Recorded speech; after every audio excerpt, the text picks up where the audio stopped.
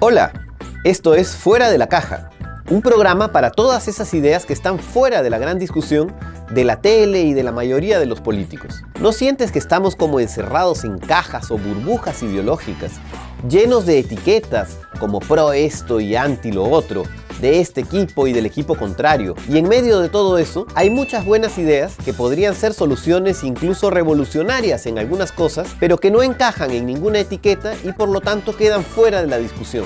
Nadie habla de ellas. Pues bien, este programa es para esas ideas.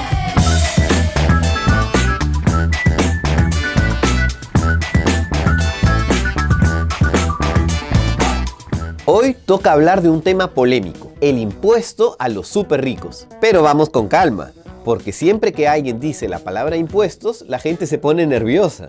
Porque claro, nadie quiere pagar más impuestos. Primero lo primero, ¿por qué hablar de impuestos?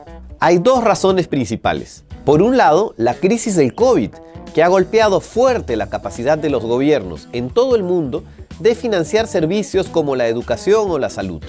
Incluso el Fondo Monetario Internacional, una institución que no tiene nada de comunista ni de izquierdista, ha pedido a los gobiernos de todo el mundo que consideren subir los impuestos a las personas más ricas y a las empresas más rentables. El Banco Central Europeo también se ha mostrado favorable a este tipo de medidas. ¿Por qué?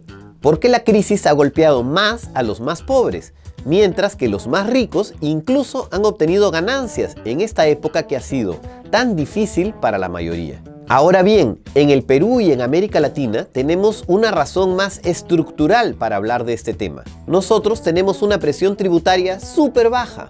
¿Qué es la presión tributaria? Dicho en simple, es la cantidad de impuestos que se pagan en un país en relación al tamaño de su Producto Bruto Interno. En el Perú, esta cifra es de entre 14 y 15%, una de las más bajas del mundo. En América Latina, el promedio es de 21%. Y en los países más desarrollados de la OCDE llega al 34%, 20 puntos más que en el Perú. Por eso, nuestro Estado es tan débil y no tiene suficientes policías, médicos ni profesores. Además, nuestra estructura tributaria es bastante injusta. La mayor parte de los ingresos que tiene el Estado vienen de los impuestos que pagamos todos por igual cuando compramos, por ejemplo, una botella de aceite o cualquier otra cosa, que son los impuestos al consumo, como el IGB o el impuesto selectivo. En cambio, los impuestos directos a la renta, que son aquellos donde pueden pagar más quienes más tienen, representan aproximadamente un tercio del total. En Europa, en Canadá o en países asiáticos como Japón, Corea del Sur, Singapur o la India, la estructura es exactamente al revés. La principal fuente de ingreso de los gobiernos son los impuestos directos que se pueden escalonar y no los impuestos al consumo que pagamos todos por igual. Para hacer este video hablé con Clelia Guerrero, representante de la Red Latinoamericana de Justicia Económica y Social, quien nos explica esta diferencia. Los impuestos se pueden clasificar de muchas formas, pero digamos que una de las más comunes es revisarlos como impuestos directos e indirectos. Los impuestos directos son los que caen sobre personas, sean estas personas naturales o personas jurídicas, es decir, empresas, compañías, mientras que los indirectos son aquellos que recaen sobre actividades, sobre transacciones. Por ejemplo, el IVA es un impuesto al valor agregado. Cuando se graban de forma directa las personas, normalmente la proporción del impuesto que las personas terminan pagando es relativo a alguna forma de riqueza, dígase renta, dígase patrimonio, etc. Mientras que los indirectos graban a todos por igual, es decir, que a quienes tienen menos les estarían afectando, entre comillas, un poco más. Es aquí donde entramos a la idea de un impuesto a los súper ricos. Ellos representan un porcentaje súper pequeño de la población, pero tienen recursos de sobra para aportar más y ser más solidarios. Porque no se trata de castigar la riqueza, como alguien de repente está pensando ahorita. No, los impuestos son, en el fondo, un tema de justicia social.